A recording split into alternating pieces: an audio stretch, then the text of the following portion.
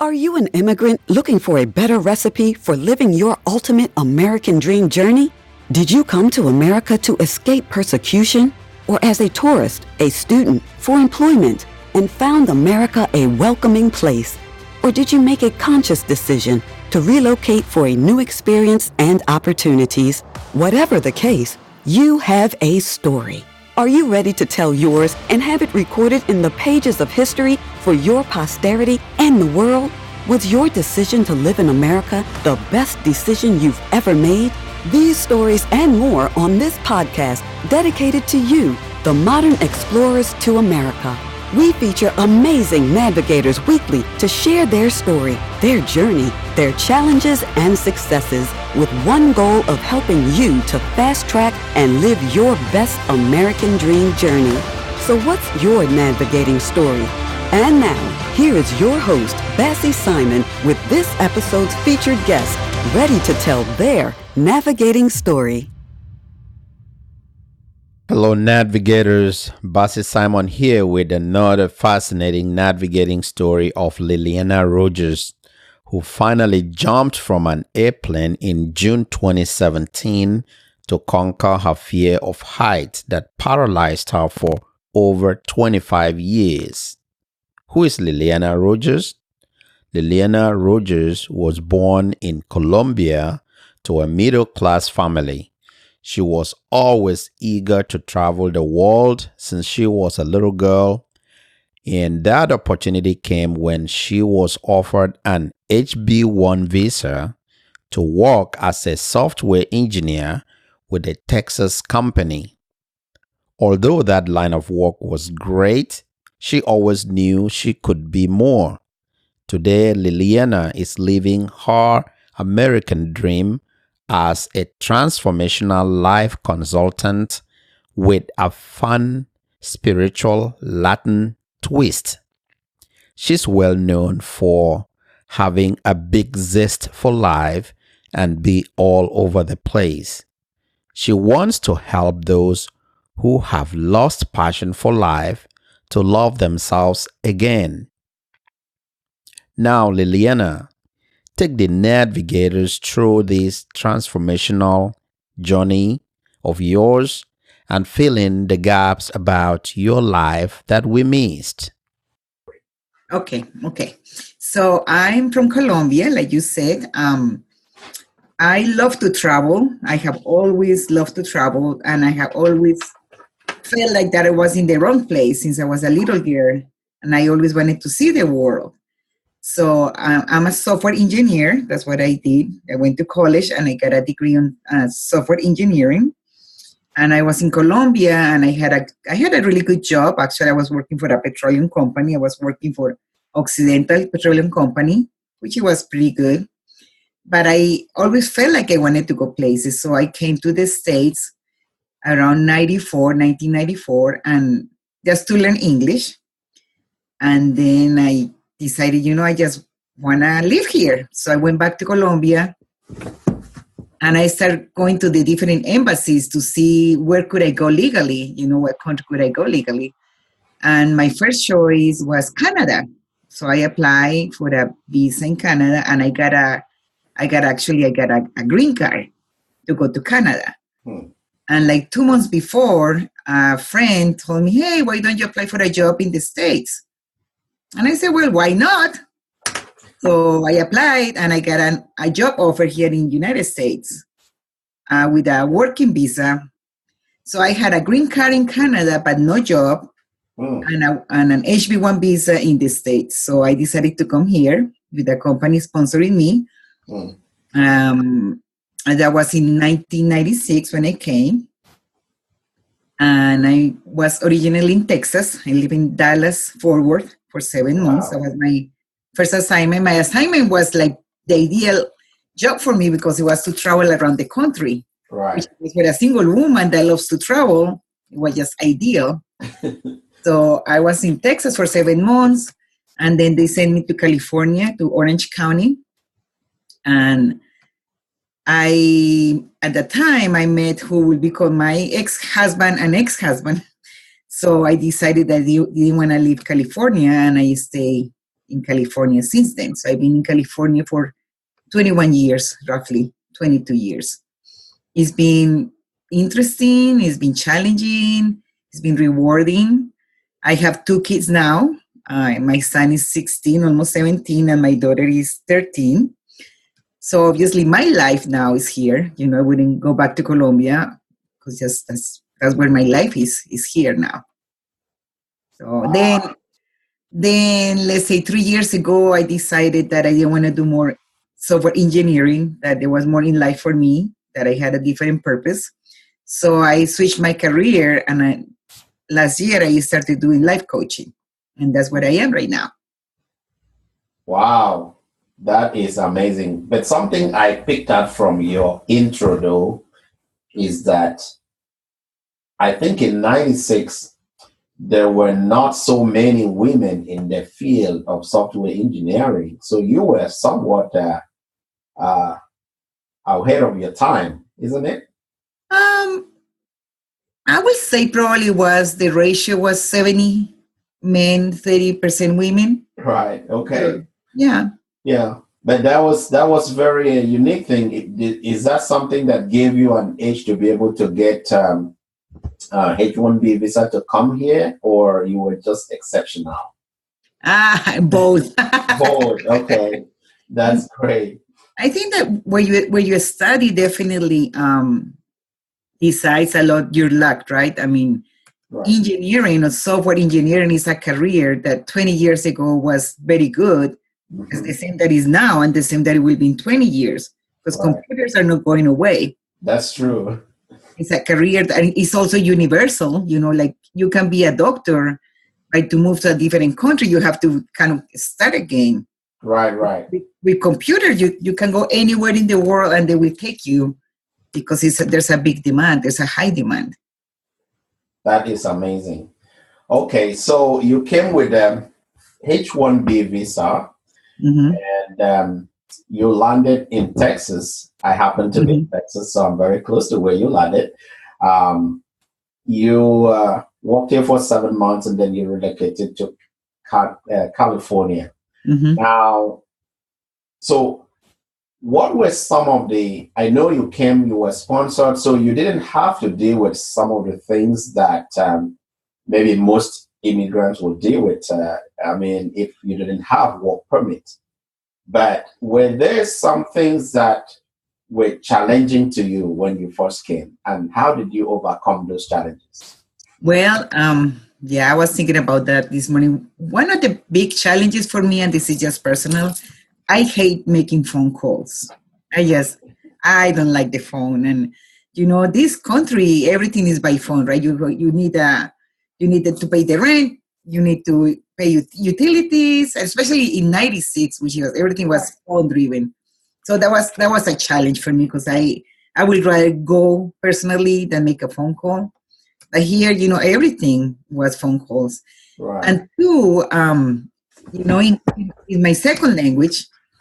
So when I moved to Texas, people in Texas have an accent. So for me, it was like they're speaking a different language. This is not English. So that was, I kind of had to start, a little bit again, learning English in Texas. Wow.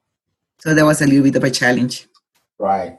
So at this time, you dealt with the language situation, but your job actually was useful because you didn't have to have a whole lot of interaction with people, because you were usually in the back office doing all kind of things with the computers. So you didn't have to interact a lot.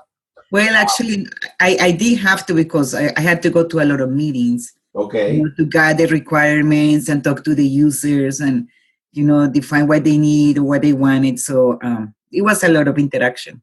Actually. Okay. So that challenge of English there, I know you came before to study English from Colombia before you get a job here. Mm-hmm. You were here initially for that, and then the friend suggested to try to find a job here.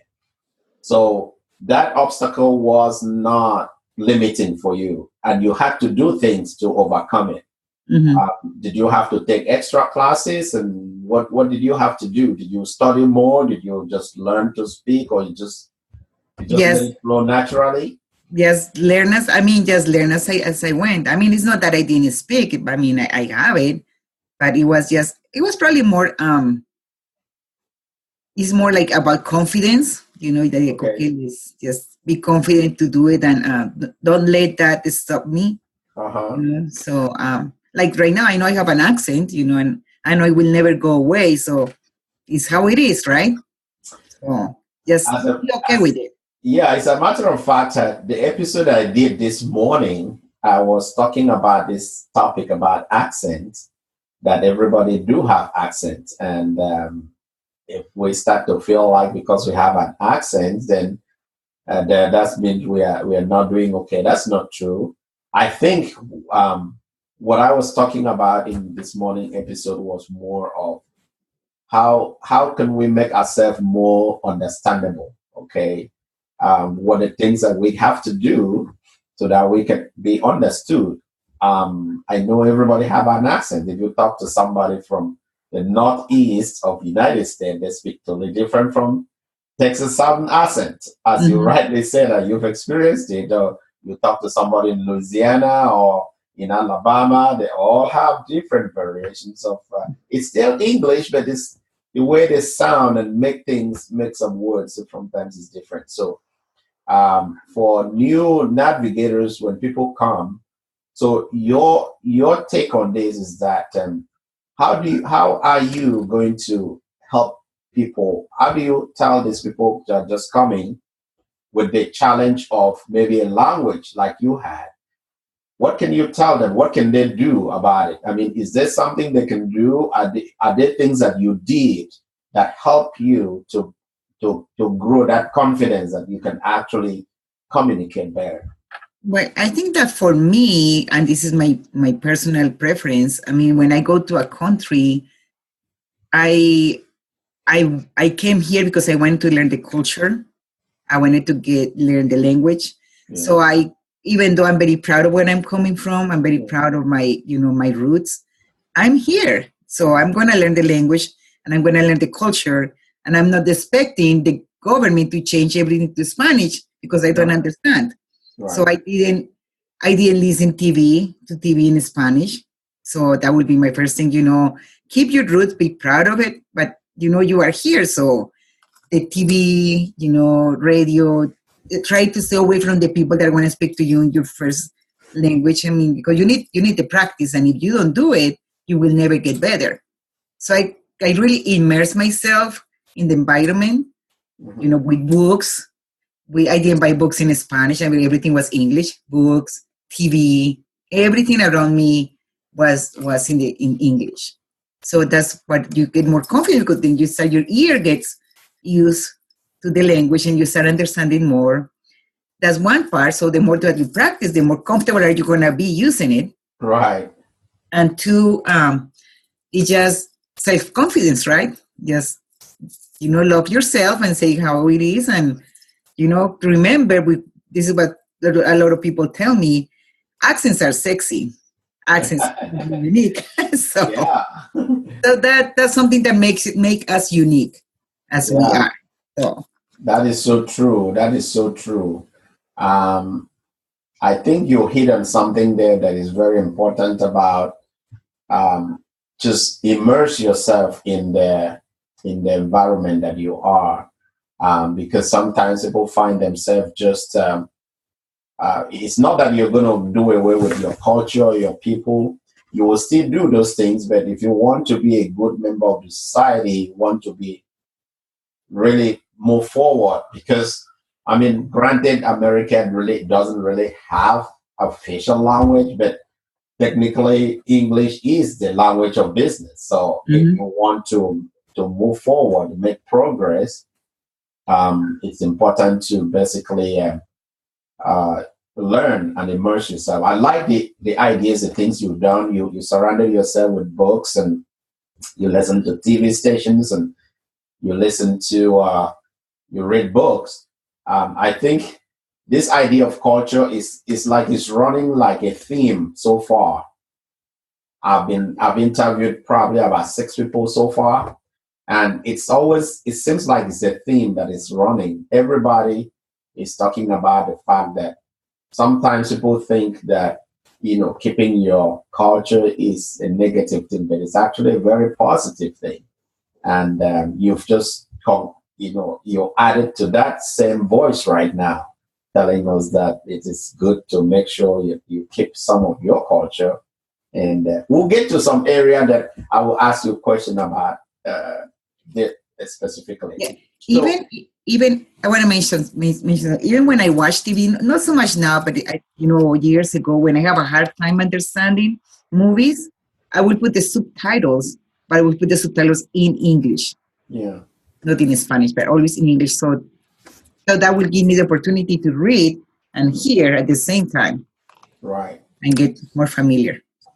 So so I know that you have Colombia is a very interesting country, and I know you said you love your country. We all do, wherever we came from. That's where most of our life was spent, right? Mm-hmm. Your first friends and your first real good friends are still there most times, and there's no way you can really cut the ties, right? And you still enjoy going there. So take me through life in Colombia before your life here. Now, I know you said you grew up in a good neighborhood, a good area, and your parents were able to provide for you. But generally, how is life in Colombia compared to here? Wow. Well, that's a good question. Well, I can tell you how life was when I was there, which I think is very different than what is now. But I mean, it was good for me. I mean, my dad worked really, really, really, really hard. Actually, my dad just sent me last week a picture of him when he was little, and he wanted to show me how hard he worked. He was from a very, very poor family, and he worked really hard to get a career and to give us a better, an education and a good life. And we were not terribly rich, but we always had, a good place to live, and he paid for our education, our college. So it was good. And I got my degree in computers, and that always, I think, is one of those careers that always opens the door. I mean, if you're a decent person, but it always opens a good door. So how was life? I mean, I live in Bogota, which is the capital, and it was crazy. It's a big city, very disorganized, with a lot of noise, a lot of traffic, but also a lot of fun. A lot of events, a lot of dancing, a lot of family, friends. So it was always very busy. It was a big city lifestyle, which is very different to what I have here now, especially because I live in a small town. So it's a completely different environment. But I like it. I like where I am right now. It's a small city, not town, but it's a small city. It's very safe. It's very quiet, not a lot of traffic. So it's pretty good. And what I like about where I am now is that I love nature. I'm a nature person. And when I live right now, I have the beach an hour away. So if I want to go to the beach, I can be in an hour at the beach. If I want to go to the mountains, if I want to go skiing right now, I can go skiing in 45 minutes. I can be at a ski resort. If I want to go to the desert, I can drive an hour, and I'm in Palm Springs at the desert. Wow. And then I have LA. LA depends on traffic, is an hour and a half. I have San Diego, 2 hours away. So I have pretty much everything, mountain, beach, desert, just within 2 hours of where I live. Okay. So I love that. I have access to a lot of things nearby. That's very good. And so when you came here, I know you came with a work visa, and did you have a lot of friends? Did you have a community? How did you build your community when you came here? How did you start building your friends so that you can, because we know that life is really not somebody that you are independent. You can do everything by yourself. So how did you begin to build that community for yourself? Because most of your friends, like most of us, was left over from our country. In this case, you're Colombia, and you're here by yourself. And how did you begin to build your community? And Well, I was here by myself, and not only friends, but I came by myself. So all my family, everybody's back in Colombia.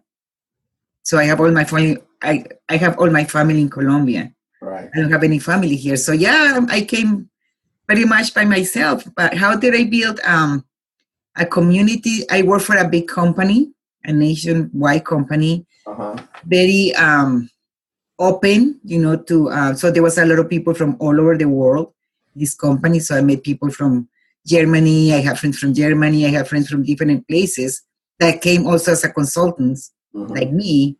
And that's how I started my group. And then I met the guy that will become my husband, an ex-husband. And that was really that was my community, really. right, He and his family and his group of friends. So that's how I built, and which he's American. yeah, So that immersed me even more in the American culture, because nobody spoke Spanish. So right, I was surrounded, but only, people speaking English. right, right. Okay, that's a very that's a good way to step into the next thing. So um, I know that for a lot of navigators, when they come, there's a people have fear of knowing what to do, and but your case is a little different. But I'm sure over the years you have um, met with people that you probably help along the way, try to find out how to figure out how to help them out. Um, so what is one thing that you could advise people that are just here initially and said, maybe this is the kind of things you should think about? I know that a lot of people really they like to congregate with their own communities, basically their language and their people from their place. Is that something that is very helpful? And if it is, then did you find any of those groups? Did you find any of those associations when you first came to be a part of? And how has that helped you? To be part of my people that have my roots, or people that are. Yeah, part of your roots, like community being in the same area. Because most navigators do that. We like to be around each other and just speak our language and whatever. But maybe was that your situation? Was that your case? No, To find that no, useful? I didn't do it because that's not what I wanted to do. I wanted to immerse myself Yeah, in the culture. So even though I love my people, I mean, I'm very proud of who I am and where I yeah, come from. But that wasn't my first goal. I came here to learn about the different country, to uh-huh, learn about different cultures. So yeah, and because my ex-husband was American, so his family and me, so I didn't do that, which is like what a lot of people do. yeah, Well, like, even with the TV, I didn't want to listen to the TV speaking, Spanish speaking right. news or TV channels. So I did kind of the opposite that the majority of people do. I just kind of went the other side, the other Mhm. way. Okay, so let's turn to the other topic that I like to explore, which is um, you are you grow up in two different cultures, and how is that influence helping you?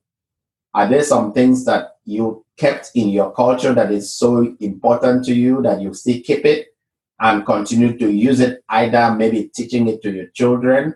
Are there some of those things that you said, you know what, I love my culture, but I'd like to get rid of this kind of this kind of things?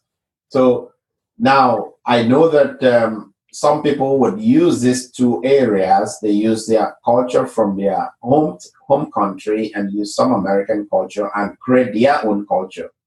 So what are some of those things that is so important to you that you kept from your culture, and there's some of them that you're like, no, I don't want to be a part of this, but then you're trying to merge these two to bring your kids up in a culture that you define. Mm-hmm. Well, I think that some of the things we don't have a choice. They're so into our DNA, or our way that we are brought up, that we don't have a choice. It's how we are. I'm like, and as a mother, I found myself doing the same things that my mom did to me, and I didn't even realize it. Like, you look, I'm acting like my mom. You just you don't even realize that, right? It's just part of who you are. Yeah. So I kept everything in my culture. I mean, I love the food. I love how happy people are. How we love to dance. We love to party. We love to be very active.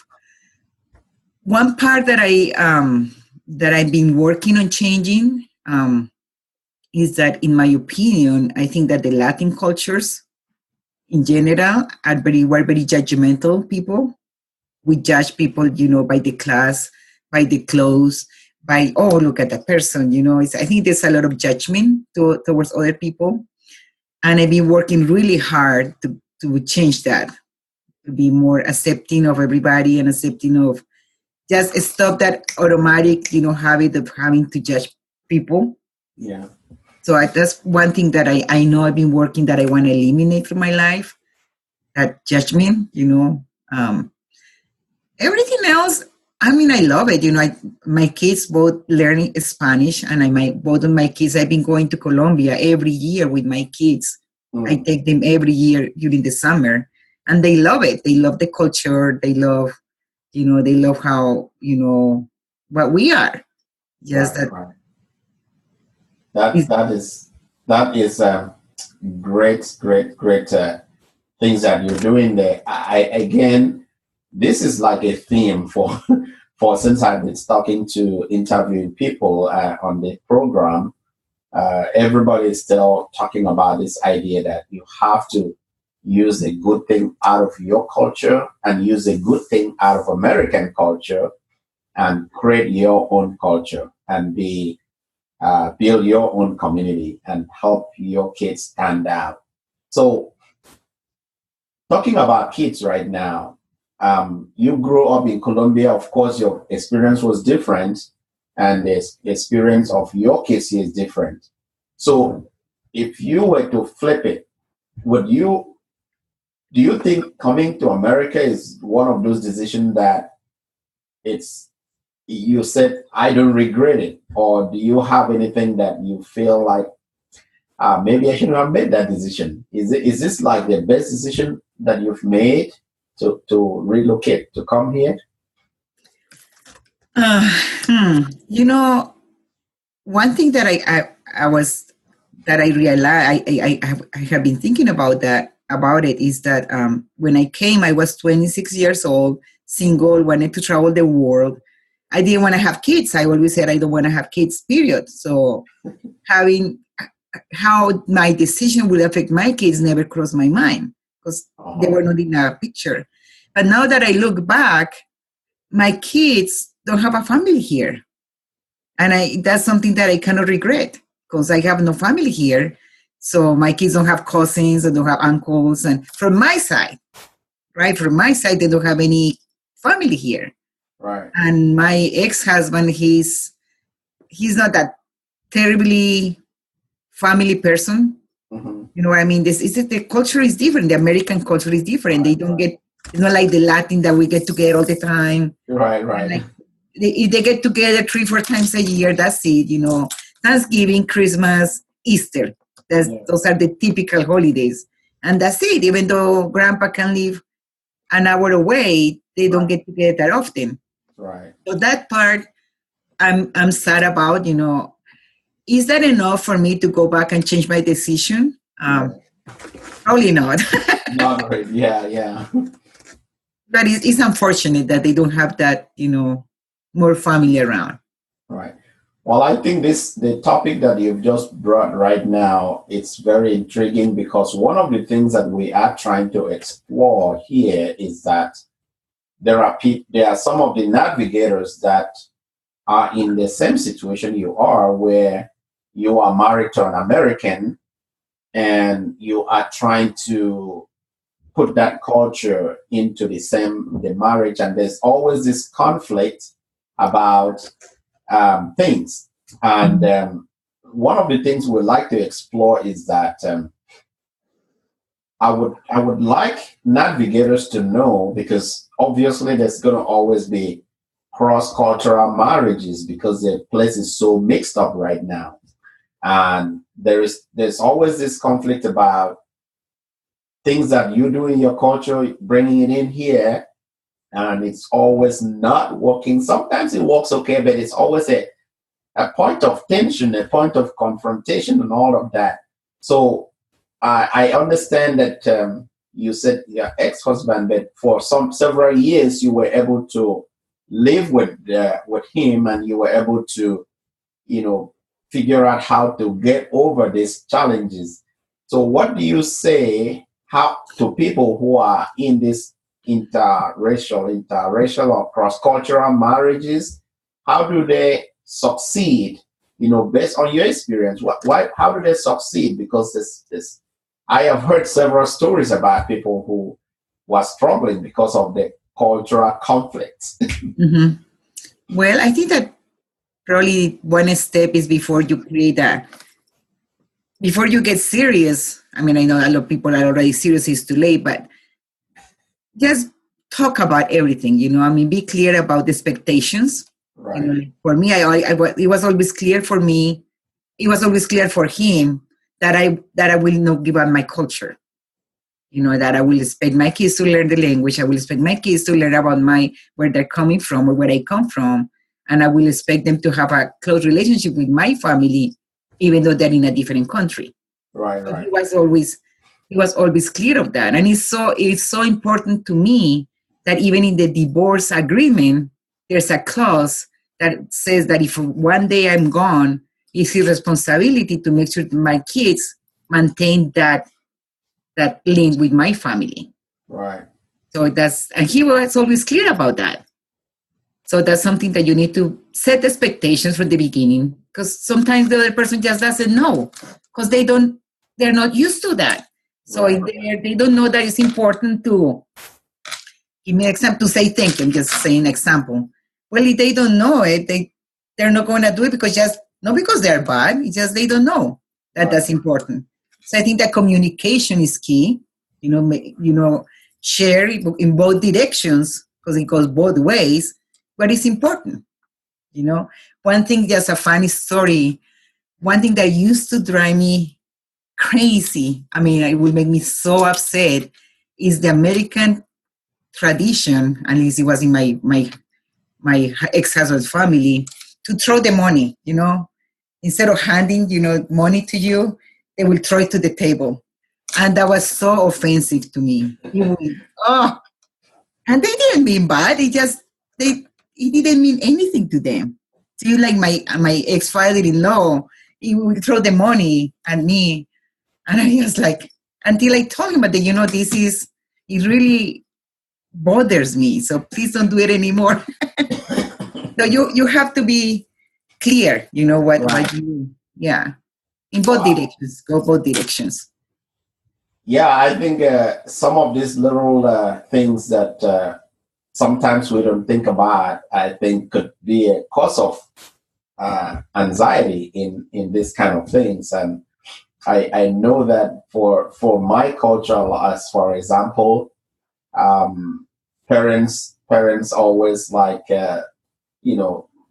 it's expected that you take care of your parents when you grow old, right? But that is not, it doesn't seem like that's the exact same thing that happened in this culture, because there's so much, I think it's because of the way the whole society is set up. Whereas in most of the navigators coming in, the whole system is set up so that there is really no system set up, as a matter of fact, in most places. So it's expected that when your parents grow old, you should be able to, take care of them. So that could be a cause of anxiety too in this kind of relationship. I've heard some stories about that and how people have really figured out what are we gonna do. So Sometimes, you just have to give it up. Like when I just came to my mind that it drives me crazy is my kids. When I call them, they say, what? Like, well, I think it's so rude. Right. And so I keep telling them, you don't say what? You say, yes, mom, or whatever. But they just don't get it. Because what is the, especially my son, he's like, because he's very kind of intellectually, like he gave me a speech, and what is wrong with that? This is just a word. So I kind of have to, that's one of those battles that, okay, pick your battles, Right, pick your battles, exactly. Wow, that's so true. I mean, these are some of the cultures that it's. In fact, you're actually answering the next set of questions that I was going to ask you about. Now that you have experienced both places, what are some of the culture here that you would really like? Well, I want to take this culture back to Colombia. And what are some other cultures that you would say, I don't want anybody to take this culture to anywhere? So are there things like that? Yeah, actually, I was talking to a friend. He's a police officer, and I was talking with him a couple of weeks ago. Yeah. And I was telling him that to me, I mean, I've been here in this country for 22 years, and it still amazes me and give me the butterflies to watch how people respect ambulances. There's an ambulance coming, and everybody stops and moves to the sides. And after 22 years, I see that, and I still feel the pride, how people respect that kind of things, and that's something that I would like to take back to my culture in Colombia, because people in Colombia, I mean, they will follow the ambulance, everybody will follow, nobody will stop, they will just go behind the ambulance because there's no respect, there's no respect for the public, stuff like that. Or the law enforcement, there's respect to the police. And even though unfortunately, it has changed here the last couple of years with all the problems going on, there's still a lot of respect to the law enforcement people, the way it should be. So that's one thing that I will take, to my country. And one thing that I won't take, I think that this society, and I don't know if it's worldwide, but at least here, is, in my opinion, too much of a soft society. You can't say anything because people get offended, like little kids, everybody gets a medal if they participate. There's no, because they're going to get traumatized, that's how life is. You don't win, and we have to learn to deal with that. So that's something and there's a lack of respect to older people, I think, in general. I mean, I see it here, even with my kids, sadly enough, it's a completely different, I don't know how it's in Colombia now. I think it's also different than when I was there, but I don't think it's as bad as it is here now. There's no respect to older people. There's no respect to the community. There's no respect to, like, for example, when I make this comment, I just read that with the shutdown, the government shutdown, I'm near Joshua Trees. Have you heard of national? It's a national park, Joshua Trees. Mm-hmm. A beautiful, amazing place, and because there was no employees working there, the place was completely trashed, and people were cutting the trees, and they were just littering and destroying. That's so. Wow. It's painful, that people, because there's not somebody there controlling them, people will just go and destroy these trees that are like, years old, they're unique in the world, and people just will go and cut them and burn them. And that's the kind of culture that is not good, that culture that, because I can get away with it, I'm going to go and do it. Right. And that's very sad right now, within that place, culture-wise, that is like that. Thanks for listening to the Nadvigators podcast today. We've enjoyed listening to the transformative journey of our guest today. Be sure to check out the show notes for additional content from this episode. The concluding story of our guest, Liliana Rogers, will be available in episode 14. Be sure to check it out. If you've made it this far, I will take that you like what we are doing here. In return, I will appreciate if you would leave us a rating and review on iTunes, Stitcher, iHeartRadio, Spotify, or wherever you listen to your podcast. I will really appreciate your feedback and support. Please subscribe while you are there. I look forward to catch you on the next episode.